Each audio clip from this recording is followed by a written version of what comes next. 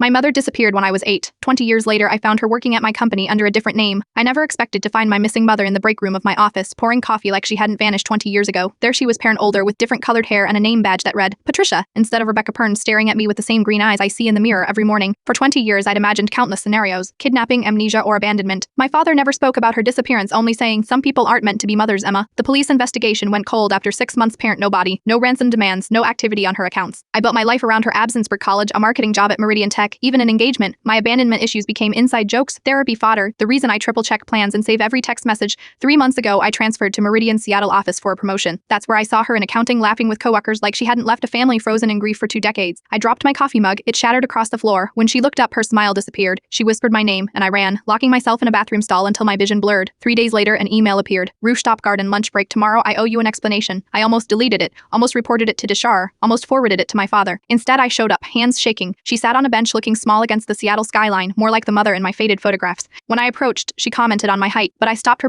She hadn't been there to watch me grow up. Then she explained everything. My father's gambling debts had brought dangerous men to our door. She'd made a deal: parent work for their organization, keeping books for illegal businesses, and they would erase his debt and leave us alone. The condition was complete separation with no contact. For years, she lived as Patricia Miller instead of Rebecca Collins. 5 years ago, they were arrested in a federal sting. She testified anonymously for immunity and relocation. By then, I was in college. My father remarried. She'd watched my graduation from the back row, unwilling to disrupt my life again. As proof, she showed me news articles about the arrests, her immunity agreement, and a hidden photo album pair and hundreds of pictures of me from school plays, graduation, even candid shots from public places. For 20 years, she collected glimpses of the life she couldn't join. I didn't hug her or forgive her, but I didn't walk away either. I told her about my upcoming wedding and that I needed time to process everything as I left. She called out that my coffee order hadn't changed since high school. Peril, still a vanilla latte with an extra shot. Sometimes the people we lose aren't lost at all. They're watching from a distance we can't comprehend, holding spaces we don't know exist. The question isn't whether I'll let her back into my life, Pert, it's whether I can understand that in her mind she never really left.